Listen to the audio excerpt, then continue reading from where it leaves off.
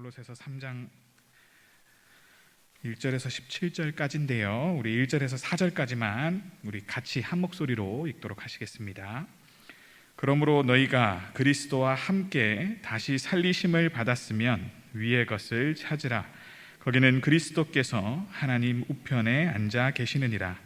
위의 것을 생각하고 땅의 것을 생각하지 말라. 이는 너희가 죽었고 너희 생명이 그리스도와 함께 하나님 안에 감추어졌습니다. 우리 생명이신 그리스도께서 나타나실 그때에 너희도 그와 함께 영광 중에 나타나리라. 아멘. 오늘은 일용할 부활 생명이라는 제목으로 하나님의 말씀을 전하겠습니다. 우리는 이제 막 부활 주일을 보냈지요. 그런데 사순절과 고난주간은 이 날짜가 꽤 길어서요, 우리가 이 그리스도의 십자가를 깊이 묵상하기에 충분하지요. 그러나 부활절은 하루이지 않습니까? 그래서 우리가 부활절을 지나고 나면 아이고 고생 끝 행복 시작이다 라는 느낌으로 그냥 금식도 멈추고 영적 긴장을 확 풀어버리는 그런 경향이 우리에게 있습니다. 그래서 우리가 주님의 부활에 대해서는 이 십자가에 비해서 우리가 의식적으로 묵상하고 또 경축하는 그러한 좋은 습관을 들이기가 상대적으로 좀 어려운 것 같습니다. 물론 우리가 이 일요일을 주일이라고 부르면서 그날을 예배하는 날로 삼은 것은 우리가 이 매주마다 돌아오는 예배 시간마다 예수님의 부활을 함께 기뻐합시다 라는 의미가 있지만요, 그 예배가 이제 52주 동안 일상처럼 반복되다 보니 우리가 특별히 주의해서 우리가 그날을 기념하지 않으면 이 부활의 의미를 새기기가 좀 어려운 것 같습니다. 그렇기에 우리가 이 부활절의 여운이 아직 우리에게 남아있을 이때에라도 영적인 긴장을 풀지 않고 우리가 주님께로 더욱더 몰입해서 나아갈 수 있으면 좋겠습니다. 그리고 그분의 부활이 우리에게 주는 이 유익에 대해서 조금만 더 깊이 생각해 볼 수 있으면 좋겠는데요. 우리가 왜 이 웨이트를 할 때, 근력 운동을 할 때도 마지막 한두 개를 하는 것이 우리의 이 근육이 자라는 데 효과가 있다고 하는 것처럼 우리의 이 영적인 운동도 이제 내가 그만하고 싶다라고 생각할 바로 이쯤이 우리에게 가장 큰 성숙을 가져다 줄 때인 것으로 우리가 함께 믿으며 나아갈 수 있으면 좋겠습니다. 그래서 부활은 다시 산다라는 뜻인 걸 우리 중 모르는 사람이 아무도 없지요. 네, 다시 산다는 것이 무엇입니까? 라고 물어보면 여러분들은 어떻게 대답하시겠습니까? 저는 여기에 대해서 약 2가지 정도로 이해할 수 있다고 봅니다. 그래서 설명하기 위해서 임의로 이름을 붙인 바 미래적 부활과 현재적 부활이 있다 정도로 이야기할 수 있을 것 같습니다. 먼저 우리가 죽음 이후에도 다시 산다라는 의미의 미래적 부활이 있겠지요. 우리가 부활이라고 했을 때 일반적으로 사람들이 가장 고개를 끄덕이면서 무리 없이 받아들일 수 있는 그런 뜻입니다. 이 죄의 삭슬 치루며 죽음을 향해 가고 있는 우리를 향한 하나님의 가장 크신 위로요, 또 소망을 주는 복된 소식이지요. 여기에 대해서는 우리가 예배 시간마다 많이 들었고 따라서 잘 압니다. 그러나 우리가 이 성도의 부활에 대해 생각할 때에 이 익숙한 첫 번째 의미에만 우리가 매몰되어 있으면 떠올리면 부활은 우리 일상에 어떤 영향도 주지 못한다라는 것을 우리가 기억했으면 좋겠습니다. 그러다 보면 우리가 자연히 이 부활이라는 것이 나한테 좋은 것인 것을 알지만서도 그 부활에 대해서 깊이 소망하지 않고 그 부활을 지금의 우리 삶보다 더 사랑하지 않을 여지가 있게 되지요. 그렇기 때문에 오늘을 사는 우리에게 어찌 보면 이 현재적 부활, 그것이 주어지고 있음을 이 새삼 명심하는 일이 참으로 우리의 신앙을 위해 중요하다 생각됩니다. 그래서 오늘 말씀을 우리가 일용할 부활 생명이라고 붙였는데요, 주님께서 가르쳐 주신 이 기도에 일용할 양식이 있고 또 너희가 일용할 용서를 구하라 한 것처럼 그 모든 것이 예수님이 왜 기도하라 하셨냐, 바로 이 일용할 부활 생명 없이는 우리가 믿는다는 것이 큰 의미가 없을 수도 있겠다라는 그러한 깨달음입니다. 이 영생을 우리가 소원한다, 우리가 하나님 앞에 구원을 구하고 하나님 우리에게 영생을 주십시오라고 할 때에 그 영생을 기약할 만큼의 생기와 활력이 오늘 내 인생 가운데 경험되지 않는다라면 그 영생이 주어진다 해서 우리에게 무슨 유익이 있겠냐라고 하는 것입니다. 그렇기 때문에 하나님은 오늘 내가 그 생기와 활력을 너희 가운데 불어넣어주고 있다라고 실시간으로 말씀하고 계십니다. 그러시면서 만약에 그러한 생명과 활력이 없다면 내가 너희에게 영생을 준들 무엇이 너희에게 좋겠느냐라고 하나님은 거꾸로 질문하고 계실 수 있다라는 것이지요. 이것은요, 나중에 심판 때 우리가 하나님 앞에 들을 그런 질문과 동일한 것입니다. 여러분, 오늘 하루의 인생을 충실하게 살아갈 수 없는 자들에게 내일이 주어진다고 해서 큰 의미와 기쁨이 있을까요? 그런 그들에게 하나님이 영원을, 무한한 시간을 선물로 준다고 해서 그들이 과연 그 영생을 내게 기쁜 것으로, 좋은 것으로, 행복의 이유로 가질 것이냐라는 것입니다. 그러니 이 영원한 삶의 기회를 갖는 것보다도 더 중요한 것이 있으니 그것이 무엇이냐? 바로 그 삶을 채울 만한 생명력 있는 내용을 오늘 너희가 가졌느냐 하는 점입니다. 그러니 이 무한한 시간이 반드시 우리에게 행복을 보장하는 것이 아니다라는 이 냉혹한 사실 앞에 우리가 직면해야 합니다. 우리가 무엇으로 행복을 얻을지, 오늘 나를 만족시킬 것이 무엇인지도 모른 채 무한한 시간만 선물로, 은혜로 가져봐야 모든 피조물이 향할 곳은 어디입니까? 허무에 굴복할 따름이다 라고 성경은 분명하게 이야기하고 있습니다. 그러니 우리가 영생을 얻는 것보다 이 행복을 먼저 얻고 나서 무한한 시간을 가져야 그것이 곧 해피엔딩일 수 있다라고 성경은 부활을 통해 우리에게 말씀하고 있는 것입니다. 그러니 하나님의 형상으로서의 이 인간다움의 회복이 영생보다 선행되어야 한다라는 것이 성경의 진단입니다. 다시 말해, 오늘 우리 인생에서 왜, 어떻게, 우리가 무엇을 하며 살아야 내가 인간답게 사는 것인가, 내 인생을 행복하다 말할 수 있을 것인가에 대한 그러한 답을 얻지 못한 상태로 우리가 영원히 산다라고 한다면 그것은 만족함이 없는 반쪽짜리 부활이다라는 것이죠. 그래서 우리는 기본적으로 피조물이고 만들어졌기 때문에 어디서 와서 어디로 가는지 도무지 알 수 없다는데 우리 인생에 비극이 있지 않습니까? 그렇기 때문에 창조주 하나님께서는 하나님을 잃어버린 우리에게 이 허무에 굴복하는 역사를 반복하지 않도록 답을 주고자 하신다라는 것입니다. 그것이 곧 구속의 역사요, 계시 가운데 나타난 하나님 나라의 이야기다라는 것이죠. 그러니 이 미래적 차원에서 우리가 부활이 무엇인지 본다면 예수님의 부활은요, 우리의 죄가 사해졌다라는 사실의 확증이며 또 우리도 부활할 수 있다라는 것을 알려주는 그런 보증하는 첫 열매로서 의미가 있다라면요, 이 현재적 부활의 차원에서는 예수님의 부활 생명이 이미 우리 가운데 부어졌다라는 그런 의미입니다. 그래서 우리 눈에는 보이지 않지만 하나님이 주시고자 하는 영생의 그 놀라운 생명력이 오늘 우리의 삶에 계속해서 부어지고 있다라는 것을 말씀해 주시는데요, 이 새 생명이 주어져서 이 니고데모가 어떻게 하면 생명을 얻을 수 있습니까? 라고 물어봤던 것처럼 우리가 이미 거듭나게 돼서 그 영생을 얻을 준비가 되었다라는 것을 알려주는 사건이 바로 이 부활의 현재적 사건이다라는 것입니다. 그래서 하이델베르크 요리문답 제45문을 우리가 보면 그리스도의 부활은 우리에게 어떤 유익을 줍니까? 라고 질문이 있고, 첫째, 그리스도는 부활하심으로 죽음을 이기셨습니다. 그래서 예수님이 그의 죽으심으로 얻으신 의를 우리에게 나누어 줄 수 있습니다 라고 하죠. 셋째, 예수님의 부활은 우리의 영광스러운 부활에 대한 확실한 보증입니다 라는 것이 미래적 차원에서 예수님이 우리의 삶에 자신을 주심으로 인해서 우리가 얻게 되는 것이라면, 두 번째로는 그의 능력으로 인해 우리는 새 생명으로 살아났습니다. 우리가 이미 살게 되었습니다. 하나님의 능력이 우리의 삶에 침투해 들어오기 시작했습니다 라는 이것이 부활의 현재적인 측면입니다. 여러분, 그래서 나무가 첫 열매를 맺었다라는 것은요, 우리가 이 첫 열매가 맺혔기 때문에 시간만 지나면 또 다른 열매가 맺힐 것을 기대할 수 있다라는 의미지요. 아담은 확실하게 죽었습니다. 그래서 아담의 계보를 따르는 사람들은 누구도 그 죽음을 피할 수 없이 시들어가는 운명선 가운데 섰다라는 것이 성경의 증언이지요.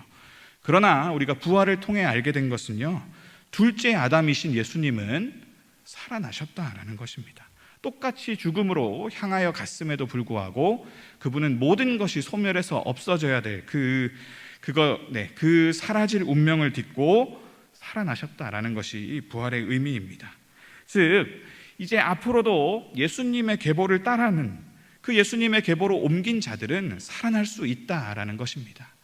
그래서 이전까지 우리가 100m 최고 기록이 10초였다면 우리 중 누구도 달리면 10초보다 더 빠른 것은 불가능할 거야 라고 생각했지만 그 10초의 벽을 깨면 이제 9.6초, 9.2초 뛸 수 있는 사람이 나오는 것처럼요.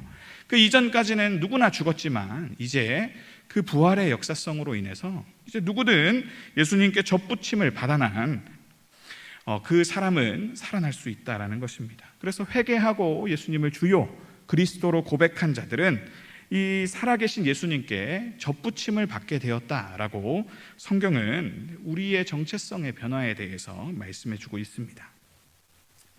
그러니 좀 어려운 얘기지만요, 현재적 부활은 우리가 접붙임을 받았고 그 안에 예수님이 주신 새 생명이 그러므로 순환하고 있다라는 사실에 대해서 우리에게 알려주고 있는 것입니다. 여러분, 부활의 미래적 의미는 예수님께서는 생명력 넘치는 포도나무다라는 것을 확인한 사건입니다. 그래서 예수님께는 분명한 생명이 있습니다. 그렇다면 이 현재적 부활은 무엇을 우리에게 요구합니까? 네가 이제 그 생명력 넘치는 포도나무이신 예수님께 접붙임을 받았으면 네가 접붙임을 받은 상태로 잘 있는지를 확인하라. 너희 가운데 이 포도나무 가운데 있는 예수님의 생명이 공급되고 있는가를 확인하는 중요한 일이 남았다라고 이야기하는 것입니다. 여러분, 이 두 가지가 있음으로 인해서 우리는 미래에 대한 소망을 잃지 않을 수 있다라고 성경은 이야기합니다. 여러분, 그래서 이 미래적 부활에 대한 것은 예수님이 우리의 부활과 우리의 구원에 대한 보증금을 치르셨음을 의미합니다. 여러분, 그러나 보증금이 치러졌다고 해서 우리가 이미 집을 산 것입니까? 네, 아직은 아니지요. 이미 보증금은 지불되었지만 우리는 여전히 잔금을 치러야 하는 상황 가운데 있다라는 것입니다. 그러나 성경이 우리에게 말씀하시는 것은 우리가 치를 수 없는 보증금을 예수님이 내주셨기 때문에 이제부터 우리는 잔금을 기쁘게 치르는 그 일을 기쁘게 시작할 수 있다. 이 복된 일상이 너희 가운데 주어졌다.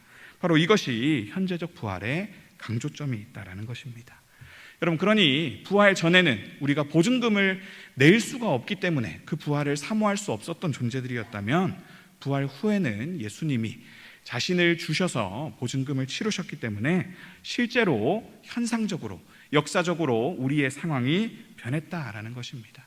그래서 우리가 하나님 앞에서 누리는 소속과 정체성이 우리 눈에는 보이지 않지만 우리가 거듭났다라고 말할 정도로 이 놀라운 변화가 우리의 삶에 시작되었다라고 분명히 성경은 이야기하는 것입니다. 그러나 누구나가 그 변화된 상황에 적응하고 기쁜 마음으로 따르는 것은 아니다라는 것이 동시에 성경이 우리에게 말해주는 점입니다. 여러분, 우리가 살기 위해서 남의 장기를 이식받는 일이 종종 있지요. 그런데 나는 살기 위해서 이 장기를 이식받았지만 어떤 일이 있습니까? 아이러니하게 우리 몸속에서는 거부 반응이 일어날 수 있습니다. 원래 내 몸 가운데 있었던 것이 아니기 때문에 이거는 낯선 것이요, 우리가 적으로 생각해서 그 이식받은 장기 거기에 부작용을 일으킬 수 있도록 공격하는 일들이 일어난다라는 것입니다.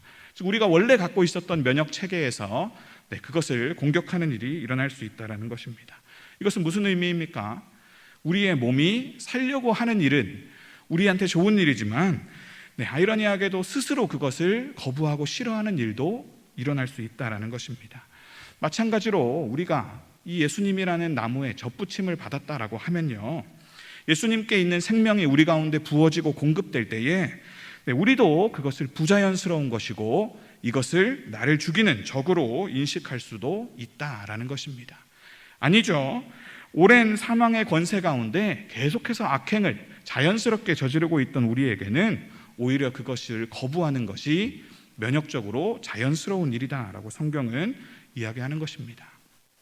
그러니 그런 상황 가운데 놓인 너희는 어떻게 해야 되냐라고 했을 때 성경은 이제 새롭게 변화된 삶을 받아들이고 하나님께서 부어주시고 성령님께서 공급해 주시는 그러한 넘치는 은혜와 사랑에 대해서 거부 반응을 멈춰라 라고 말씀하십니다.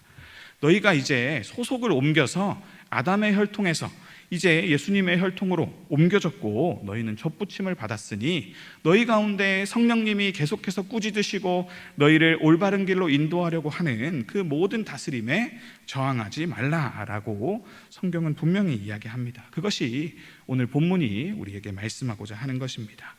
골로새서 3장 1절로 2절 말씀 우리 같이 읽어보실까요? 그러므로 너희가 그리스도와 함께 다시 살리심을 받았으면 위의 것을 찾으라. 거기는 그리스도께서 하나님 우편에 앉아 계시느니라. 위의 것을 생각하고 땅의 것을 생각하지 말라. 너희가 그리스도와 함께 다시 살리심을 받았으면 조건절로 되어 있습니다. 바울은 너희가 이미 받았다라고 말씀하시는 겁니다. 언제요? 우리가 세례를 경험할 때, 우리가 예수님을 주로 고백하고 주님께서 우리 가운데 변화시켜 주신 이 모든 상황을 믿음으로 받아들입니다 라고 우리가 주님 앞에서 고백할 때 이 일이 우리의 것임을 인정한 것이다 이야기하는 것이죠. 그래서 우리가 세례를 받을 때 우리는 이미 부활이 미래에만 있을 일이 아니라 오늘 내 삶에 영향력을 끼치는 역사적인 일로 일어났음을 늘 상기해야 한다는 것입니다. 그리고 이미와 아직 그 사이를 이제 우리가 장금을 치르며 살아가야 된다라고 이야기합니다. 그래서 예수님이 부활을 우리에게 주셨기 때문에 이제는 예전과는 다르게 우리의 삶이 올바른 곳을 향해 갈 수 있는 의지를 얻게 됐고요. 또 그렇게 갈 수 있는 능력도 얻게 되었음을 이제 알고 그에 걸맞는 의지의 결단을 세우며 나아가야 된다라고 성경은 이야기합니다. 그래서요, 우리가 새 생명으로 거듭난 것을 인정하는 것은 바로 하나님 우편에 앉아 계신 예수 그리스도의 모든 다스림에 순복하는 그러한 일입니다. 그래서 예수님이 이 부활을 향해 가실 때요, 그분은 이 영원한 하나님 나라에 걸맞는 삶이 어떤 것인지를 우리에게 보여주셨다라고 성경은 증언합니다. 영생을 주어도 하나님이 우리에게 영생을 선물로 주어도 아깝지 않고 그것을 허무한 곳으로 그런 굴복하지 않을 참된 지혜와 영광의 모습이 무엇인지를 우리는 예수님이 가신 길을 통해서 하나님이 깨닫도록 이 그리스도의 생애를 통해서 우리 가운데 보여주셨다라는 것입니다. 그래서 예수님은 이미 심판을 받으셨지요. 장차 있을 그 심판에 대해서 예수님은 그 앞당겨 행하신 심판을 통과하신 분입니다. 그래서 우리 모두의 죄를 대속하셨을 뿐만 아니라 그분은 이 심판 가운데 참된 인간의 모델로서 우리의 모범이 되어서 그 심판에서 의롭다 하심을 얻을 수 있는 우리가 따라야 될 존재가 되었다라는 것이 이 부활의 메시지다라는 것입니다. 그럼 그렇기 때문에 이제 의롭다 여김받는 삶은 예전에 우리의 힘으로는 도무지 잡을 수 없는 신기루 같은 것이었지만요, 이제 예수님이 그 길을 미리 가셨고 우리가 예수님께 젖붙임을 받았기 때문에 이제 그 일은 우리도 마땅히 할 수 있는 일로 우리의 삶 가운데 계속해서 드러나고 나타나야 한다라는 것이 성경이 이제 부활이 우리 삶에 일으킨 변화다라고 알려주고 있습니다. 여러분, 그래서 이런 유비가 정확하지 않을 수도 있지만요, 제가 최근에 교회 배려로 제가 자녀가 많다고 최근에 이사를 하도록 허락해 주셨습니다. 여러분, 그래서 이사를 했는데 이사하고 나면 짐 정리도 큰 일이지만요, 그것보다 더 곤혹스러운 것은 공간에 맞추어서 이 물건의 배열이 달라진다라는 점이죠. 그래서 예전에 살 때 쓰던 이 서랍의 위치도 그리고 용도도 달라지게 되었습니다. 그래서 방에 있던 것이 옷장으로 옮기고 또 첫 번째 서랍에 넣던 것이 이제 두 번째, 세 번째 서랍에 가 있고, 그러다 보니 예전에 있었던 물건을 찾는 일이 좀처럼 쉽지 않다라는 경험을 합니다. 그래서 옛날 집에 5년 동안 살던 제 습관은 이제 집은 옮겼지만 습관은 여전하지요. 그래서 관성처럼 샤워를 하고 나서 서랍을 여는데요, 그 서랍을 열면 속옷이 있어야 되는데 양말이 있습니다. 그럼 어떻게 해야 되나요? 이러고 다시 여기를 열었다가 여기도 없으면 또 닫아서 그 다음 서랍을 열겠지요. 여러분, 이게 우리가 갖고 있는 여전한 본성이요 습관이라는 것입니다. 제가 옛날 집에서 살던 그 5년간 저는 늘상 거기서 그것을 꺼냈기 때문에 제 몸은 자연스럽게 첫 번째 서랍을 열고 속옷을 찾습니다만 변화된 모습은 어떻습니까? 그곳에 속옷이 있지 않다라는 거죠. 그러니 이것처럼 이런 실수를 몇십 번, 몇백 번쯤 하고 나면 저는 더 이상 이제 실수를 하지 않는 이 집에 걸맞는 주인이 되는 거겠지요.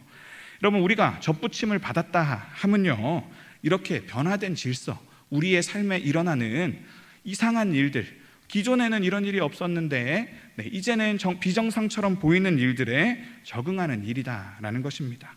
여러분, 부활을 통해서 죽음이 이전에 우리의 삶에 미치던 영향력은 이제 줄어들었고 주님은 의롭다 하심을 얻는 놀라운 일이 일어났다라는 것이죠. 그래서 하나님은 약속을 지키셨습니다.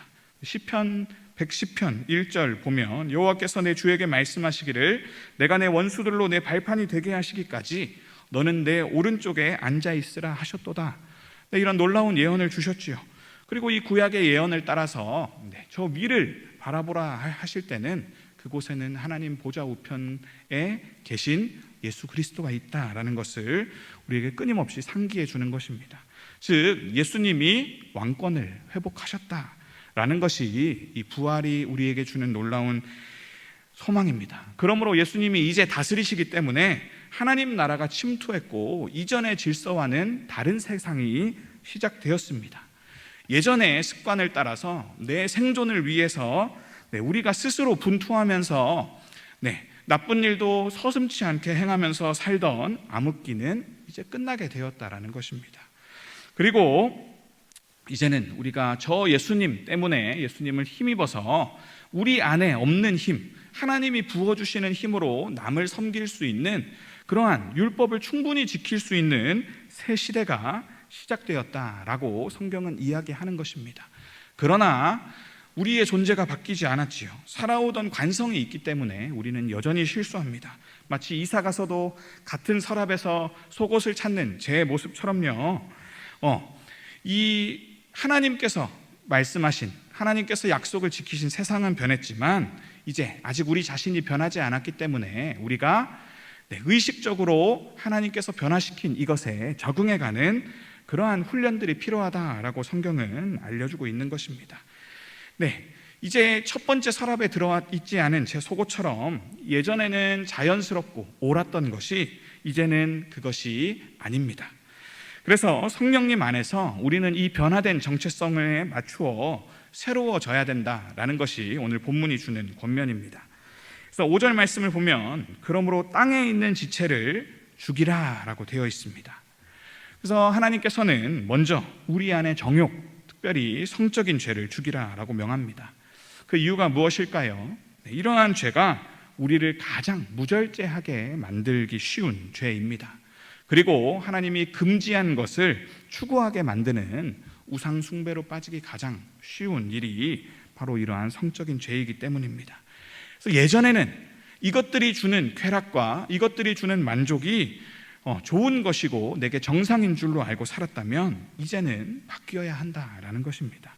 우리 안에 거룩한 욕망을 계속해서 공급하시기를 원하시는 이 성령님을 위해서 예전에 자연스러웠던 것에 대해서 우리가 그 면역을 억제하는 면역 억제제를 우리가 먹음으로 인해서 예전의 본성을 죽이고 새롭게 활력 있게 역사하시기 시작하시는 그 성령님을 받아들이는 일을 시작해야 된다라고 말하고 있습니다. 그리고 더 나아가서 이 사도 바울은요, 우리에게 새로운 질서에 적응해 나가는 이 과정을 옷을 입고 벗는 이미지를 통해서 설명하고 있습니다. 8절과 9절인데요. 이제는 너희가 이 모든 것을 벗어버리라. 곧 분함과 노여움과 악의와 비방과 너희 입에 부끄러운 말이라. 너희가 서로 거짓말을 하지 말라. 옛 사람과 그 행위를 벗어버리고 라고 되어 있고요. 반대로 입는 것은요, 이제 새 사람을 입었으니 우리가 새 사람이 되었지만 새 사람을 또한 입어야 된다라고 이야기합니다.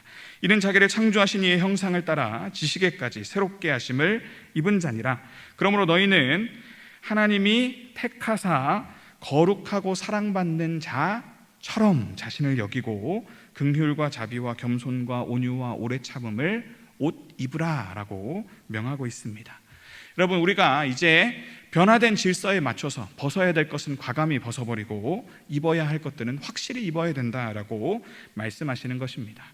여러분, 그래서 골로새서는 거짓 교사들의 가르침을 반박하고 있는데요, 그들은 교회에 와서 너희가 금식하고 금욕하고 그것을 통해 저 하늘에 있는 천사들의 환상을 볼 정도가 되어야만 위의 것을 추구하는 것이다 라고 가르쳤습니다.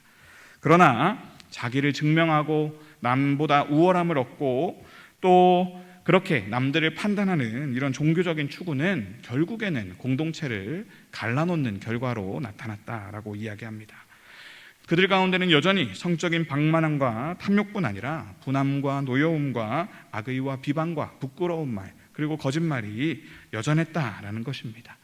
그러니 너희가 그러한 추구는 땅에 있는 옛날 질서를 따른 것임을 깨닫고 참되게 위에 있는 것을 추구하는 자들은 바로 예수님을 닮은 모습으로 살아가는 것이다 라고 바르게 알려주고 있습니다. 예수님을 닮은 모습은 무엇입니까? 긍휼과 자비와 겸손과 오래 참음과 용서와 사랑을 취해서 온 교회가 서로를 반목하고 판단하는 것이 아니라 사랑을 취해 한 몸이 되어 하나님께 감사하는 방향으로 나아가는 일입니다. 그러니 예수님은 자기의 옳음을 증명하고 서로 판단하고 조롱하며 내가 옳다라고 그것이 옳은 것처럼 생존의 길을 여전히 쫓으려는 교회를 향해서 그 세상의 길은 틀렸다라고 말씀하시고 오히려 정반대의 태도로 걸어가셨지요. 그리고 결국에는 그분이 걸으셨던 이 겸손과 자기를 부인하는 그 길이 하나님에 의해 옳은 것, 의로 인정받는 것을 우리에게 보여주셨습니다. 그러니 하나님의 심판을 두려워하는 자들은 이제 예수님에 의해 바뀌게 된 이 질서에 맞추어서 우리의 삶의 방식에 대해서 바꾸고 적응해야 된다라는 것입니다. 여러분, 그러니 우리가 식민지의 일원으로 살 때랑 해방을 맞이하여 이런 일국의 국민으로 살 때의 삶이 같을 수가 없다라는 것입니다. 그러나 아직 온전한 정권이 예수님이 다시 오셔서 우리를 심판하시고 나서 우리가 다 의롭다 인정을 받은 그런 상황은 아니기 때문에 너희는 아직 길을 정할 여지가 있는 예전보다는 좋은 상황이다 라고 말씀하십니다. 그러니 너희가 이전의 독재자, 너희를 쥐고 흔들던 사망의 권세를 따라서 이 세상이 말하는 옳은 길을 갈지, 아니면 우리를 해방시켜 주셔서 우리를 오늘 새로운 활력을 불어넣어 주시고 이 길이 더 옳은 것이다 말씀하시는 그 예수 그리스도를 따라갈지 확실히 결정해서 줄을 서라라는 것이 성경의 이야기다라는 것이지요. 여러분, 그러나 분명한 것은 이것이 우리에게 좋은 소식이다라는 것입니다. 그럼 부활이 준 변화는 우리 각자에게 있어 나쁜 것이 아닙니다. 예전에는 팔이 있었는데 내가 전쟁 때문에 팔을 잃어서 환상통을 겪어야 되는 그런 안 좋은 변화가 일어난 것이 아닙니다. 오히려 우리는 죄로 인해서 구원을 얻기에 아예 팔이 없는 사람들과 같았는데 이 예수 그리스도로 인해서 우리가 새 팔을 얻고 예전에 할 수 없었던 일들을 오히려 할 수 있게 된 것처럼 긍정적인 변화가 너희에게 나타났으니 너희는 이 변화를 두려워하지 말고 오히려 그 변화에 적극적으로 순응하며 그것을 받아들이며 나아가라. 이러한 새 시대가 너희에게 주어졌음을 감사함으로 하나님을 바라라 라는 것이 오늘 본문이 우리에게 주시는 권면입니다. 그렇다면 그 길은 어떻게 가능해질까요? 우리 16절 말씀 같이 한번 읽어보겠습니다. 그리스도의 말씀이 너희 속에 풍성히 거하여 모든 지혜로 피차 가르치며 권면하고 시와 찬송과 신령한 노래를 부르며 감사하는 마음으로 하나님을 찬양하고. 아멘. 여러분, 거짓 교사들은 위를 추구한 것 같아 보였지만 그것이 아니었습니다. 그러니 세상이 어떻게 변했고 무엇이 우리를 살리는 좋은 길인지를 알 수 있는 유일한 수단은 말씀밖에 없다라고 사도 바울은 올바로 가르치고 있습니다. 자, 10절 말씀을 보면요, 새 사람을 입었으니 이는 자기를 창조하신 이의 형상을 따라 지식에까지 새롭게 하심을 입은 자니라 라고 나와 있습니다. 여러분, 하나님은 오늘도 우리를 새 사람에 걸맞는 자들로 변화시키고 계신데요, 어떻게 해요? 바로 자기를 창조하신 이의 형상이 어떠한 모습인지를 계속해서 알려주심으로 인해서 우리의 지식이 새롭게 되고 우리가 이사간 집에 적응하는 것처럼 원래 있어야 될 모습을 바로잡는 모습의 구원을 이루고 계시다라는 것입니다. 이렇게 하나님의 형상을 쫓아 새롭게 하심을 입은 자는 선한 일을 위한 하나님의 백성으로 그 나라의 영생을 상속하는 그러한 자가 되는 것입니다. 그러니 우리를 본래의 자리로 인도할 수 있는 것은 오직 말씀과 그것을 조명하시는 성령님의 역사밖에 없음을 기억하며 우리가 날마다 우리의 삶에 주어진 이 놀라운 은혜를 말씀을 통해 부지런히 얻어가는 그런 일에 힘써야 하겠습니다. 그리고요, 이 말씀이 중요하고 또 한 가지 중요한 것은 이제 하나님께서 우리를 위해 베푸신 일을 알았다면 그 다음으로 해야 될 일은 찬양하며 감사하는 일이다라고 이야기합니다. 이것이 부활로 향해 가는 우리 인생에 주신 하나님의 놀라운 무기다라고 알려주고 있는데요, 이 찬양을 반복하면 우리 마음에 무엇이 생깁니까? 하나님께서 하신 일들이 얼마나 위대한지를 계속 곱씹게 됩니다. 그러고 나면 우리가 그 위대함과 영광을 주시는 하나님을 더욱더 사모하게 되고요, 그것을 더욱 갈망하는 자들로 변화된다라는 것입니다. 이것이 하나님께서 우리에게 이렇게 회복해 주신 것이야말로 우리에게 있었어야 될 자연스러운 모습입니다. 우리가 이러한 일들을 더 원합니다 라고 고백하게 되는 것입니다.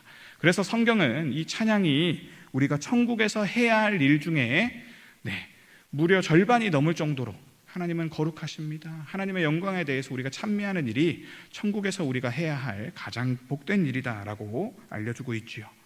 그리고 이 부활로 이끄는 마지막 수단이 바로 기도입니다. 하나님께서 알려주시고 찬양하게 하신 후에는 계속 우리를 변화시키셔서 우리를 더욱더 의롭게 해주기를 기도하기를 원하십니다. 17절 말씀인데요, 또 무엇을 하든지 말에나 일에나 다 주 예수의 이름으로 하고 그를 힘입어 하나님 아버지께 감사하라라고 권면하고 있는데요, 우리가 모든 일을 다 주 예수의 이름으로 할 수 있습니까? 없습니까? 사실은 안 됩니다. 우리가 주인 되었기 때문입니다. 그러나 우리가 이것을 할 수 있는 것은 주 예수 이름으로 기도합니다 라는 이 기도를 우리에게 무기로 주셨기 때문입니다. 그래서 주기도에서 예수님이 우리에게 가르치신 것이 무엇입니까? 우리의 존재를 위해서 일용할 양식, 영적인 양식과 육의 양식이 고르게 공급되기를 구하고, 오늘의 우리의 삶에 행복을 줄 수 있는 관계들을 위해서 일용할 용서를 구하며 서로가 서로를 오래 참을 수 있는 이것을 구할 때 하나님께서 오늘 우리의 삶을 놓고 오늘도 공급하고 계시는 하나님의 이 부활 생명의 놀라운 힘들이 얼마나 좋은 것인지 참된 만족을 우리가 알고 깨닫게 한다라는 것입니다. 그것이 우리를 감사로 이끌고 저 부활, 영생을 가져다 줄 그 부활을 사모하는 인생으로 이끈다라는 것입니다. 그래서 우리는 이 기도를 통해 이제 그 나라를 소망하며 천국을 위해 장금을 기꺼이 치르는 인생으로 변화되고 나아갈 수 있다라는 것입니다. 여러분, 그렇기 때문에 우리가 이 모든 내용을 기억할 때 이 현재적 부활을 다시 한번 상기하면서 살아야 되는 이유는 예수님이 재림하실 때 심판하시겠다 분명히 이야기하셨기 때문입니다. 여러분, 이 심판은 우리가 두려워하는 것이지만요, 사실 이 심판은 우리에게 있어 좋은 선물일지도 모르겠습니다.